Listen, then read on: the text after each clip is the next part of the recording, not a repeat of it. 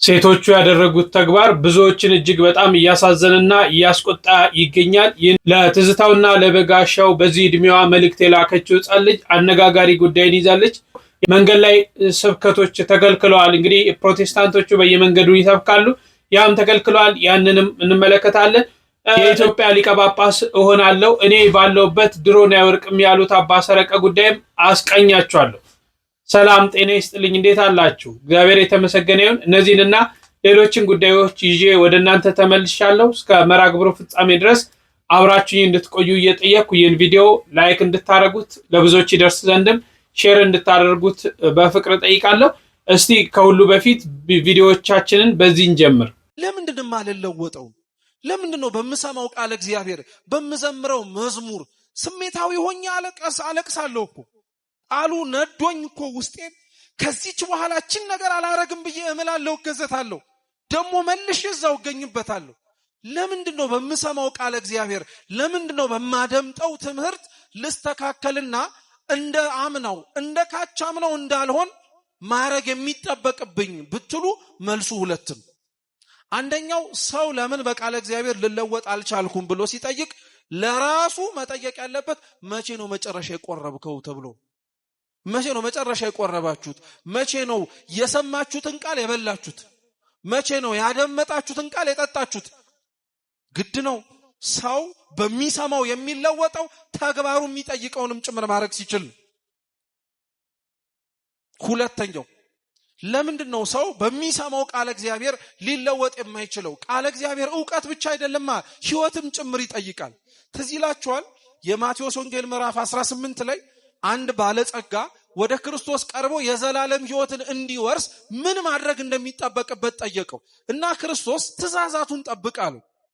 አትግደል፣ አታመንዘር፣ አትስረቅ፣ በሐሰት አትመስክር፣ አባትህን እናትህን አክብር፣ የባልንጀራህን ቤት አትመኝ፣ ባልንጀራህንም እንደራስ አድርገህ ውደድ አለው። ባለጸጋው ይህን ከልጅነቴ ጀምሮ ፈጽሜዋለሁ አለው። የሰማውን ያዳመጠውን ኑሮው ተብሎ የተሰበከውን ኑሮት ነበር። ዛሬ ከኛ መካከል ይሄ ሁሉ መምህራን እየተለዋወጠ ይሄ ሁሉ ዘማሪያን እየመጣ እየተሰበክን ምኑ በሰማነው የተለወጥነው ነገር ይኖር ይሆን? ምኑ ባደመጥነው የተስተካከለ ነገር የመጣልን ይሆን? አብዛኞቻችን ባይባልም ክርስቲያኖች ለተወሰንን ሰዎች ቃል እግዚአብሔር የዕውቀት ጉዳይ ብቻ ሆኖብናል። በቃ ያላወቅነውን ለማወቅ አዲስ ምስጢርን ሰምተን እንዲህ እኮ ያውቃል እንዲህ እኮ ተረድተዋል ለመባል ብቻ የምንመላለስ ነን። እና ክርስቶስ ምን አለው? ይህንን ከልጅነቴ ጀምሮ አድርጌዋለሁ ሲለው አሁን መንግስተ ሰማያት መግባት ትችላለህ አላለውም። የዘላለም ሕይወት መውረስን ትችላለህ ብሎም አላረጋገጠለትም። ምን አለው መሰላችሁ? ፍጹም ልትሆን ብትወድ ያለን ሁሉ ሽጠህ ተከተለኝ አለው። ራስህን ባዶ አድርግ አለው። ቃል እግዚአብሔር ራስን ባዶ ማድረግ ይጠይቃል። ክርስቲያኖች የምንሰማውን ቃል እግዚአብሔር ሌላ ነገራችንን ደባልቀን አናዳምጠው። ለኛ እንዲመቸንና እንዲስማማን አድርገን አንተርጉመው። አብዛኞቻችን መለወጥ ያቃተን መስተካከልም በየዓመታቱ የከበደን መስማቱን እንሰማዋለን፣ ማድመጡንም እናደምጠው ይሆናል። ነገር ግን አኗኗራችን ላይ ለኛ የተመቸንን እየመረጥን ለኛ ያልተስማማንን ደግሞ ይሄ ያን ያክል አያስፈልግም እያልን ለኛ የሚጠቅመንን ራሳችንን መከላከያ እያደረግን እኛን ሊያጠቃን የመጣውን ደግሞ በሚያነጻው በቃል እግዚአብሔር መልሰን እየተከላከልን እንደኛ ቃል እግዚአብሔርን ያጣመመው እንደኛ ቃል እግዚአብሔርን ሳይኖረው መጠቃቂያ ያደረገው ሰው አለ እንዴ? በዚህ ጊዜ ላይ እኮ ሰው ጥቅስ እየጠቀሰ ቅዱሳት መጻሕፍትን እየመዘዘ ሰዎችን አስተምሮ ወደ ቃል እግዚአብሔር ከሚያመጣው ይልቅ የራሱን በደል አምኖ ንስሐ ከሚገባው ይልቅ በደልና ክፋቱን ለመከላከል ሌላውን ደግሞ ለማሸማቀቂያ እኮ ነው የሚጠቀሙ። ሁላችንም በምንጠቀማቸው በየማህበራዊ ሚዲያ ስሞቻችን እንትና የድንግል ልጅ፣ እንትና የአርሴማ ልጅ፣ እንትና የኢየሱስ ልጅ እያልን እኛው ራሳችን አይደለ ክብረ ክህነቱን የምናቀለው? እኛው ራሳችን አይደለ ጥቅስ እየጠቀስን አባቶቻችንን፣ ወንድሞቻችንን፣ እህቶቻችንን ክርስቲያን የሆነውን በሙሉ ሰድበን ለሰዳቢ የሰጠነው ማንን? እኛው ራሳችንን። የሰማነው ቃል እግዚአብሔር ልንለወጥበት ያልቻልነው እኛው ራሳችን መጀመሪያ መለወጥም አልፈለግንም፣ ሌላውን ነው መለወጥ የፈለግነው። የእግዚአብሔር ቃል ደግሞ እንዲህ አይሰራም። መጀመሪያ ራስ ነው መስተካከል ያለበት። መጀመሪያ አድማጩ ነው መታረም ያለበት። ለዛ ነው ቃል እግዚአብሔር ሕይወት ይፈልጋል። ክርስቲያኖች ሕይወት ይፈልጋል። የሰማነውን እንድንኖር ይጠይቃል። ለዚህ ዓለም አትጨነቁ፣ ለሰማይ መንግስታችሁ ተጨነቁለት። የሰማይ መንግስት ስትፈልጉ የምድር መንግስት ይሰጣችኋል። የሰማይ ሰላም ስትፈልጉ የምድር ሰላም ይሰጣችኋል። የሰማይ ሀብት ስትፈልጉ የምድር ሀብት ይሰጣችኋል። ስለዚህ ለዚህ ዓለም አትጨነቁለት ለማለት አንዱ የሕፃን ጠባዩ ይሄ ነው። ሕፃናት አይጨነቁም። ሶስተኛ ደግሞ ሕፃናት ለክብራቸው አይጨነቁም። አይገርማችሁ? አንጥፉልኝ አይሉ፣ ጎዝጉዙልኝ አይሉ፣ ተለቅ ያለውን ወንበር ለእኔ ስጡኝ አይሉ። ዝም ብለው ደው ጉቸዝ ያለ ማለት ከጭቃው ላይ ሁሉ ማለት ነው። ለክብራቸው አይጨነቁም። ትውት ናቸው ማለት ነው። ቁጭ ብሎ ጭቃው ላይ ማለት ሰው በወርቅ ተቀምጦ እነሱ ሂደው ጭቃው ላይ ቁጭ ይላሉ። ለክብርህ አትጨነቅ ነው። ለክብሩ የሚጨነቅ ሰው በእግዚአብሔር መክበር አይችልም። ለክብሩ የሚጨነቅ ነው። ራሱን ብቻ መስማት የሚችል ሰው፣ ራሱ የራሱ ክብር ብቻ የሚታየው፣ በራሱ ክብር ተለጉሞ የሚኖር ሰው እግዚአብሔርን ብርሃን አያይም። ከጉድጓድ ውስጥ የሚኖር ሰው ፀሐይን ማየት እንደማይችለው ሁሉ የገዛ ክብሩን የሚያይ ሰው የእግዚአብሔርን ብርሃን ማየት አይችልም።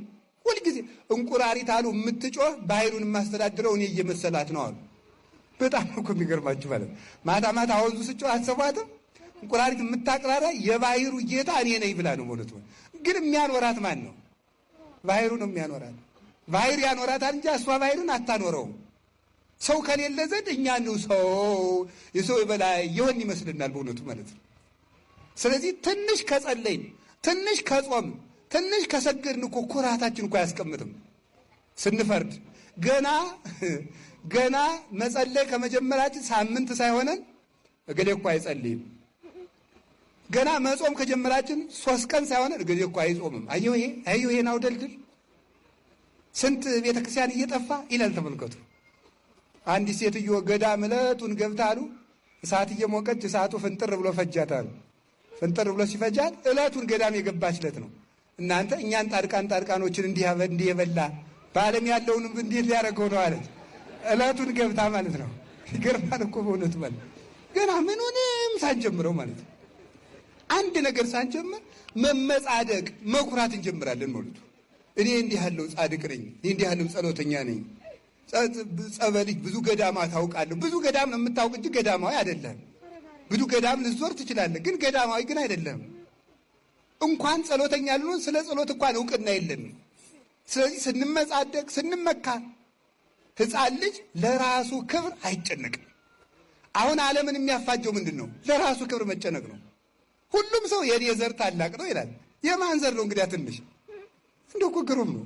ሁሉም ሰው የኔ ዘር ትልቅ ነው። ሁሉንም ሰው ስሙት ማለት እኛ ኢትዮጵያውያን ደግሞ ስትሄዱ እኛ ሶማሊያውያን፣ ቀጥል እኛ ናይጄሪያውያን፣ ቀጥል እኛ ሞሮኮውያን፣ ሁሉም ማለት ነው። እኛ እንደዚህ እኛ እንደዚህ እንዲህ ያለውን ኩራት ነው መተው። ልናገር አንድ ቃል አይከፋችሁም? የሚፈርስ የሚበሰብስ የባሰም ልናገር ነው። የሚተላ የባሰም ልናገር የሚሸት የሰው ልጅ ምን ያኮራዋል ይላል ሲራክ ነው ያለ። በሶስተኛው ቀን ቀብረው ሲመለሱ የምትለወጥ አይደለህም እንዴ ይላል። ምን ያኮራል? ቁም ነገር አይደለም ኩራታችን። እውቀቱን ስንኮራበት ምን ትፍከ ዘይነሳይከም ካልከ ተምረህ እኮ ነው። የበላይ መምህር እኮ አለብህ፣ አስተምሮሃል እኮ። እንዲያውም ቅዱስ ባስልዮስ እኮ ዘቂሳርያማ ሲናገር ምንም ሊቅ ብትሆን የፊደሉ መምህር ይበልጣል። ፊደል አስተምሮሃል። ፊደልን ያላወቅበት ጊዜ ነበር። ስለዚህ የፊደል መምህር ይበልጣል። ምን ያመጻድቃል? ብትማር እውቀቱ ተጭኖብህ፣ ሰው እንደ ሜሞሪ እኮ ነው። መምህር ጭኖብህ ነው ያወቅከው። መልከኛ ብትሆን መልክህን አፍንጫህን አልሰራው እግዚአብሔር ነው የሰራ እንጂ። ምን ያኮራል? ሀገር ቢኖርህ ሀገር የሰጠህ እግዚአብሔር ነው ሊመሰገን የሚገባው። ኃይል ቢኖርህ ኃይል የሰጠህ እግዚአብሔር ነው የሚመሰገነው። ብትሰጥ እግዚአብሔር የሰጠህን ነው። ብትናገር እግዚአብሔር ያናገርህን ነው። ምን ቁም ነገር አለው የሰው ልጅ? እኛ እንዲህ ያልን እየኮራን ነው መኖር ያቃተን፣ ከሰው ጋር መኖር ያቃተን፣ ባልና ሚስት መኖር ያቃታቸው እኔ እሷም የራሷን ክብስና ግን ይሄ ነገሌ ዘር የነደጃዝማች ገሌ ዘር አያቴ ቄስ ነበሩ። አያትሽ ነው ቄስ እንጂ አንቺ ቄስ አይደለሽም። አያቴ ቄስ ነበሩ፣ አጎቴ መርጌታ ናቸው። ምንም ምንም ቁም ነገር የለው። አንተ ምንድነህ ነው ቁም ነገሩ? እንደነ አያቴ ግብረ ሰላም ሲያበሉ ግሩም ነበር። አንተ ግን እየሰረቅክ ትበላለህ። እኛ ጎንደሮች ፈትፍተን የምናበለ የድሮዎቹ ይፈተፍቱ ነበር። አንተ የሰው አንገት ልትፈተፍት ነው። አናውቃችሁም? በየመንደሩ ሞባይል አንገት እያላችሁ እየቀማችሁ ይሄንን ነው ተመልከቱ። በቀድሞ መኩራተተን በራሳችን ይህን መመጻደቃችን መተው አለብን። እኔ ምንድነው ይበሉ። ለመምሮቻችን እግዚአብሔር አምላክ ቃለ ሕይወትን ያሰማልን። እንግዲህ ለዚህ ዓለም አትጨነቁ ብለው አባ ገብረ ኪዳን ሰፋ ያለ መልእክትን አስተላልፈዋል። እግዚአብሔር ይስጥልን። በሰማኑኛም ፍሬ የምናፈራበት ያድርገን። እግዚአብሔር አምላክ ሁላችንንም ይጠብቀን። ለመምሮቻችን በድጋሚ ቃለ ሕይወትን ያሰማልን። እሺ ወደ መረጃዎቻችን ስናልፍ በመጀመሪያ በመንገድ ላይ የተከለከለው ስብከት ምንድን ነው? ሰበር ዜና ተሰምቷል። የጎዳና ስብከቶች ላይ እርምጃ ሊወሰድ ነው። የአዲስ አበባ አካባቢ ጥበቃ ባለስልጣን በከተማዋ በሚካሄዱ የጎዳና ላይ ስብከቶች አማካኝነት የሚፈጠረውን የድምፅ ብክለት ለመቆጣጠር ጥብቅ እርምጃ ሊወስድ እንደሆነ አስታውቋል። የባለስልጣኑ ስራ አስኪያጅ ዲዳ ድሪባ ተቋሙ ክልከላ የሚያደርገው በስብከቱ ይዘት ሳይሆን በድምፅ መጠኑ እንደሆነ ጠቅሰው ድምፁ በሕግ ከተፈቀደው መጠን በላይ ሆኖ ከተገኘ ተገቢውን ሕጋዊ እርምጃ ይወሰዳል ብለዋል። ይህ ውሳኔ የተላለፈው የጎዳና ላይ ስብከቶች ከፍ ባሉ ድምፅ መሰማት በአካባቢው ነዋሪዎችና ተገልጋዮች ላይ የሚፈጥረውን ረብሻ ለመከላከል መሆኑን ተናግረዋል። በአሁኑ ወቅት ግንዛቤ መፍጠር ስራዎች እየተከናወኑ ነው ያሉት ስራ አስኪያጁ በሚሰጠው ምክርና ትምህርት የማይስተካከሉ ከሆነ ተቋሙ በተሰጠው ኃላፊነት መሰረት በድርጊቱ ፈጻሚዎች ላይ እርምጃ ለመውሰድ እንደሚገደድ ተናግረዋል። ከድምፅ ብክለቱ ቁጥጥር በተጨማሪ በጎዳና ላይ ስብከቱ ምክንያት የሚፈጠር አለመግባባትና ግጭት በተደጋጋሚ እንደሚስተውል ስራ አስኪያጁ አንስተው መሰል ችግሮች እንዳይፈጠሩ የህግ አስከባሪ አካላት ጥብቅ ቁጥጥር ያደርጋሉ ብለዋል። ባለስልጣኑ ከማናቸውም አገልግሎት ሰጪ ተቋማት የሚነሳ ድምፅ ብክለት እንዲያስተካክልና በአዋጁ ከተቀመጠው ልኬት በላይ እንዳይጨምር የመቆጣጠር ኃላፊነቱን መወጣት የከተማው ነዋሪዎች ጤናና ሰላም ለማረጋገጥ ሲባል የሚተገበር እንደሆነ አጽንኦት ሰጥተውበታል። እንግዲህ መንገድ ላይ ሞንታርቦችን በመያዝ እነዚህ ተንቀሳቃሽ ሞንታርቦችን በመያዝ ኢየሱስ ጌታ ነው በማለት አብዛኛው እንግዲህ የሚታወቁት የፕሮቴስታንት እህት ወንድሞቻችን ናቸው። እንግዲህ ይሄ ነገር እስቲ ይሰራ ይሆን? በስርዓት ይከለከል ይሆን? የድምፅ ብክለቱ ይጠፋ ይሆን? ሰዎች ጌታን መቀበል ካለባቸው በእንዲህ አይነት ሁኔታ ነው ብዬ አላምንም። አስተምሮቶቻችንን በእንደዚህ አይነት ሁኔታ ድምፅ በማሰማት በመጮ ሰዎችን መንገድ ላይ በመያዝ አላሳልፍም በማለት ስራ ቦታዎችን በመበጥበጥ ታክሲ ተራዎችን በመበጥበጥ አይደለም እውነተኛውን ኢየሱስ ክርስቶስ ማግኘት የሚቻለው። ስለዚህ ይሄ የወጣው ነገር በእውነት ይበል የሚያስብል ነው። እሺ ወደ ሌላው ስናልፍ እስቲ እቺ ነፃ ልጅ ተመልከቷት። በጋሻውና ትዝታው ሰደቡና አሽሙሩን ተወት አድርጉትና ስለናንተ ኢየሱስ እንኳን በቅጡ አስረዱን። እኛም ምንመን አለ ለመሆኑ የአውሮፓ አባቶቻችሁ የፈሩትን የመጨረሻ ፍሬ እያየች ነው። ወንጌላቸው ሕዝቡን ከኤቲስትነት ማዳን አልቻለም እኮ ጭራሽ ግብረ ሰዶማዊነትን ፈጠረ። እና ወደዛ እንምጣ። አናሳዝናችሁም? ትንሽ እንኳን አናሳዝናችሁ? የኢትዮጵያ ቅዱሳን አባቶች ዛሬ ስለምታለቅሱበት የቅዱሳን መመስገን እግዚአብሔር ለአምላካቸው ካላቸው ፍጹም ፍቅር የተነሳ እንደሆነ ቢገባችሁ ምንኛ በደነቃችሁ። ይህ ግብረ ሰዶማዊነትን የሚጸየፍ ትውልድ ሰርተውልናል እና የቱ በፍሬው ይታወቃል። ነፍሱን ለጠፉብን በጎቻቸዋለሁ። እንግዲህ ለትዝታውና ለበጋሻው የላከችው ነው። እዚህ ጋር ግን ማንሳት እንፈልገው ያነሳቻቸው ሀሳቦች ጥሩ ሆነው ሳሉ ልጆቻችንን በእንደዚህ አይነት መንገድ ማሳደግ አለብን ብዬ አላስብም። ገና ከስር መሰረቱ አሁን እቺ ልጅ ስለ ግብረ ሰዶም ስለተለያዩ ነገሮች ስለ ታውቃለች ብዬ አላስብም። በመልካም ምግባር በጥሩ ነገር ብናሳድጋት የነዛን ነገሮች ባናሳያቸው በዚህ እድሜያቸው ህፃናቶችን ሌሎች ነገሮችን ስለነ ትዝታው ስለነ በጋሻው ኦር ሌላ ስለ ሃይማኖታችን ውጪ ስለሆኑ ነገሮች ለነዚህ ህፃናት በዚህ እድሜያቸው ማሳየት አለብን ብዬ አላስብም። ምክንያቱም ምንም አያደርግላቸውም። ጊዜው ሲደርስ እድሜያቸው ሲደርስ ይድረዱታል፣ ይገነዘቡታል። ይልቅ እኛም በቤተ እግዚአብሔር ልጆቻችንን ማሳደግ በመኮትኮት በመልካም ምግባር ጥሩ አንደበት እንዲኖራቸው ጥሩ ነገር እንዲኖራቸው አስተሳሰባቸው ቀና ልብ እንዲኖራቸው እግዚአብሔርን እንዲወዱ እግዚአብሔርን እንዲያውቁ የቤተክርስቲያን ስርዓቷ እንዲያውቁ አድርገን ብናሳድጋቸው የተሻለ ነው እንጂ በዚህ እድሜ ልጆችን በእንደዚህ አይነት ሁኔታ ማሳደግ አለብን ብዬ እንደኔ አላምንበትም። ይሄ የኔ ሐሳብ ነው። እስቲ እናንተም በዚህ ላይ ሐሳብ ስጡ። ይልቅ ካነሳን አይቀር የሆነ ህፃናቶችን ላስቀኛችሁ።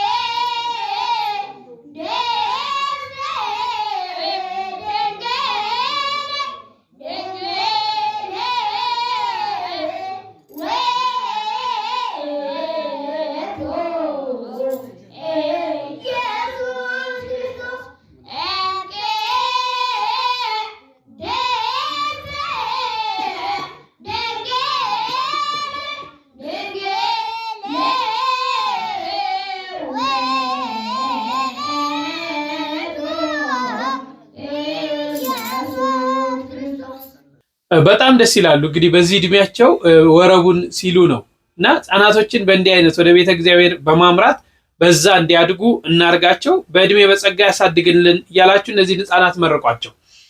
እሺ እኚህ እንግዲህ የምትመለከቷቸው አቶ ሰረቀን የሚባሉት አሁን እንግዲህ ብፁዕ ጳጳስ ነኝ ብለው በትግራይ ተሹመዋል። የኛ ቤተክርስቲያን ግን እነዚህን ሰዎች አውግዛቸው ለይታቸው ነው ያለችው እና ቀድሞ አባ ሰረቀ ይባላሉ። እዛ ከሄዱ በኋላ እንግዲህ እንደተሾሙ አሁን ቤተክርስቲያን አውግዛቸዋለች። ነገር ግን አንድ ሚዲያ ላይ አንድ ነገር አየን። ምን ይላል?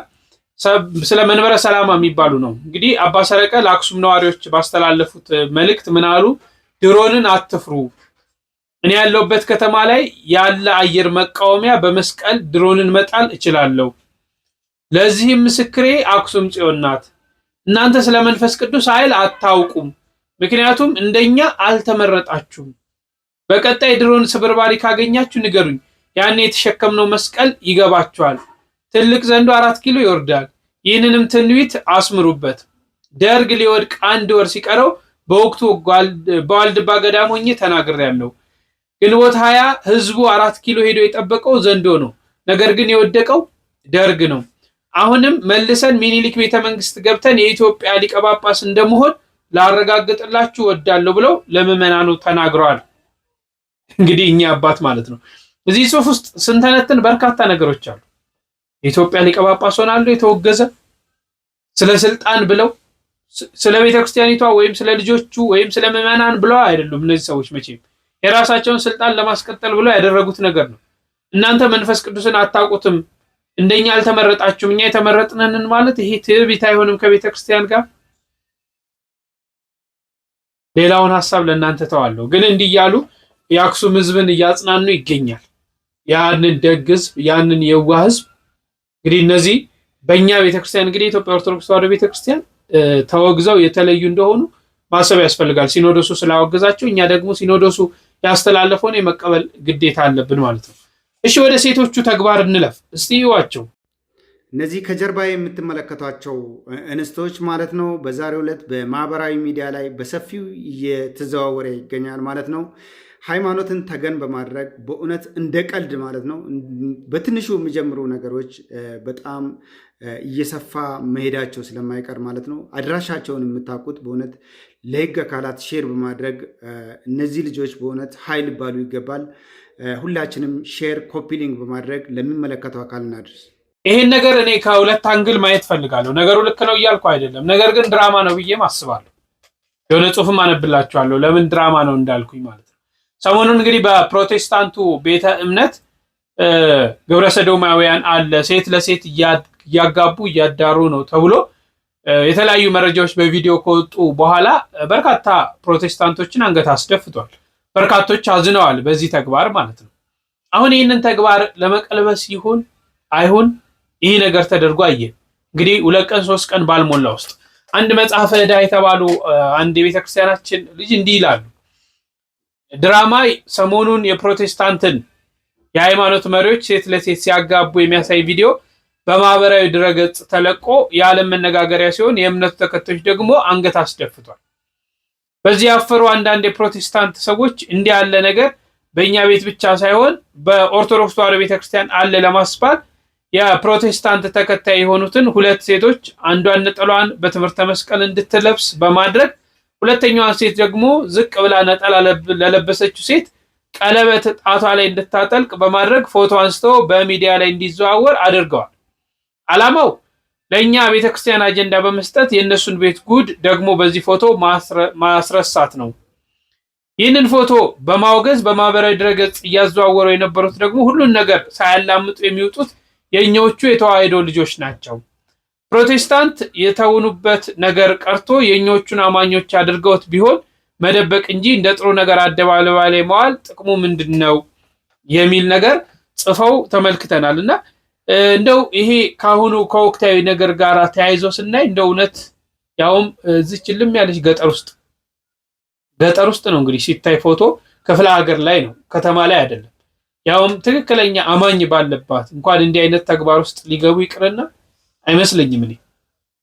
አይመስለኝም። ነገሩ ግን ትክክል አይደለም፣ ልናወግዝ ያስፈልጋል። እንዲህ አይነት ነገሮች ሆነው ከሆነ ማለት ነው። ግን ለድራማ ነው የኔ ግምት። የእናንተስ በዚህ ላይ ምን ይመስላችኋል? እግዚአብሔር አምላክ ከእንደዚህ አይነት ክፉ ነገር ይሰውረን። በእውነት ይህ በጣም አስፈሪ ጊዜ ነው ያለነው።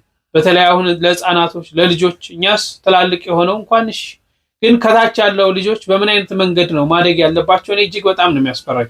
በተለይ ይሄ ዓለም በቃ ነፃነት እየተባለ የሚለቀቀው ነገር እንደፈለጉ መሆን አለባቸው ተብሎ የሚደረገው ነገር ከምዕራባውያኑ ከአውሮፓውያን ሀገር የምንወስዳቸው ባህሎች በጣም ያስፈራሉ።